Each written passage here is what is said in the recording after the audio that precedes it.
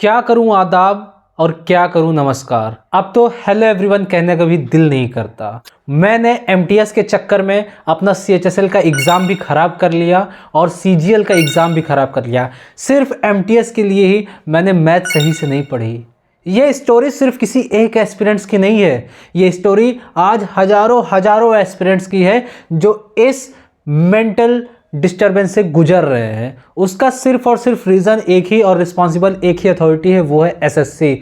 पिछले 6 महीने से सिर्फ वेट ही वेट मिल रहा है, डेट ही डेट मिल रही है कि एसएससी एमटीएस का एग्ज़ाम आखिर होगा तो होगा कब। जब भी एक नोटिफिकेशन आ रहा, एमटीएस वाले एस्पिरेंट्स के लिए एक हार्ट ब्रेकिंग बनकर आ रहा, एक नाइट मेयर बनकर आ रहा। उनके हिस्से में सिर्फ और सिर्फ टाल मटोल ही लिखा हुआ है। आज जो पिछले 6 महीने से एसएससी एमटीएस एग्ज़ाम की प्रिपरेशन कर रहे हैं, आखिरकार उनका सब्र आज जवाब दे ही रहा है। मैं बात कर रहा हूं एसएससी एमटीएस 2025 एग्जामिनेशन की, जिसका एग्ज़ाम नवंबर और दिसंबर में ही शेड्यूल था। बट अनफॉर्चुनेटली बहुत सारे एग्ज़ाम आगे होने के चलते उनका एग्ज़ाम नहीं हो पाया। इसके बाद जब अभी एसएससी ने अपना एग्ज़ाम कैलेंडर निकाला था, तब उसमें ये होप थी कि शायद इसमें मेंशन हो कि एमटीएस की एग्ज़ाम डेट, बट सिर्फ उसमें दिल्ली पुलिस का ही एग्ज़ाम मेंशन था। चाहे वो दिल्ली पुलिस एग्जीक्यूटिव हो या फिर मिनिस्टेरियल हो या फिर एडब्ल्यूओ टीपीओ हो, इन सारे एग्ज़ाम की डेट तो एसएससी ने बता दी। बट पिछले 6 महीने से जो एस्पिरेंट्स वेट कर रहे हैं, उनके एग्ज़ाम डेट का कहीं अता पता ही नहीं।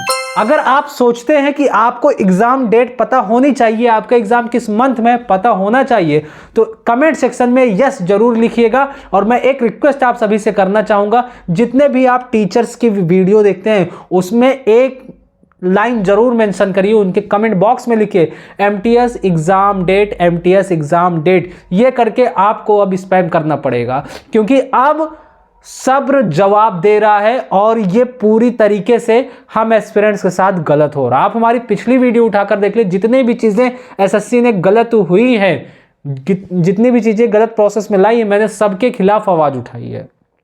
और मैं आज खड़ा हूं एमटीएस वाले एस्पिरेंट्स के साथ।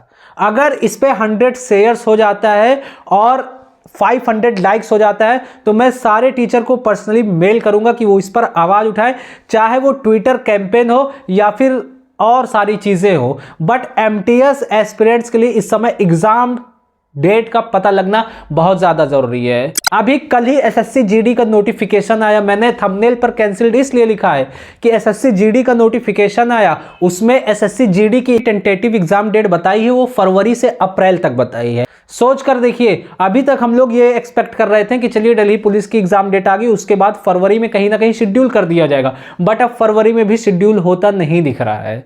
तो अब आप एस्पिरेंट्स को आपको खुद का स्टैंड लेना चाहिए।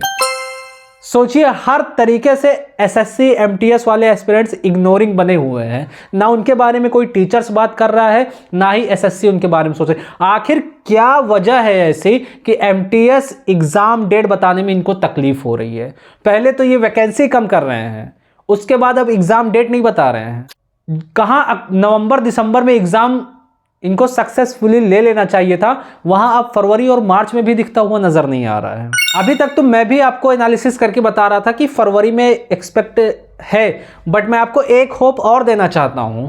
देखिए, इन्होंने मार्च कहीं ना कहीं एसएससी जीडी का रखा है। एसएससी जीडी का एग्ज़ाम लगभग 20 दिन चलता है, ठीक है ना। उसके अकॉर्डिंग देखा जाए तो ये 20 फरवरी के बाद से आपका एग्ज़ाम कभी भी ले सकते हैं।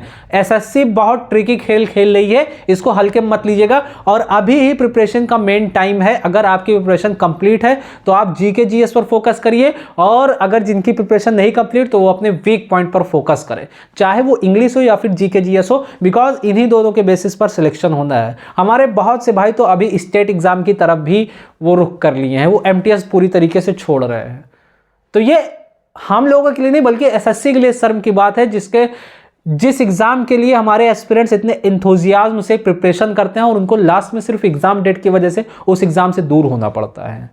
क्या आप चाहते हैं कि इसके लिए भी एक ट्विटर कैंपेन चलाया जाए? कमेंट में जरूर बताइएगा और इस वीडियो को लाइक करिएगा। और मैं आपको बताना चाहता हूं, एसएससी जीडी की एग्ज़ाम डेट तो इन्होंने बताई है, बट एसएससी जीडी के एग्ज़ाम से पहले इनको एमटीएस का एग्ज़ाम लेना पड़ेगा, नहीं बहुत बड़े लेवल पर प्रोटेस्ट होना तय है हर हाल में।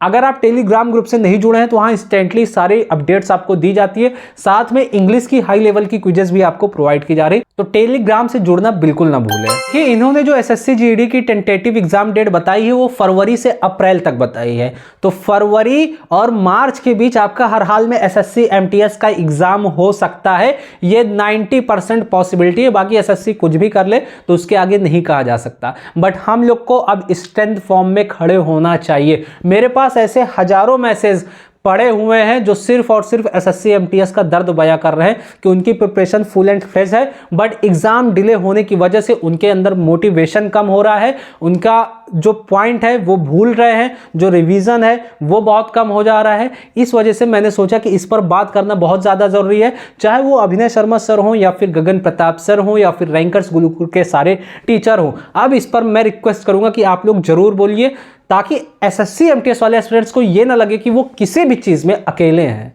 क्योंकि यहाँ सिर्फ सीजीएल, सीएचएसएल और सीपीओ की ही बात हो रही, एमटीएस वाले एस्पिरेंट्स को कोई नहीं देख रहा है। जो जैसी अपडेट होगी पल पल की मैं आपको देता रहूंगा। इस चैनल को सब्सक्राइब जरूर करिएगा। मिलता हूं आपके साथ नेक्स्ट वीडियो में। Thanks for watching.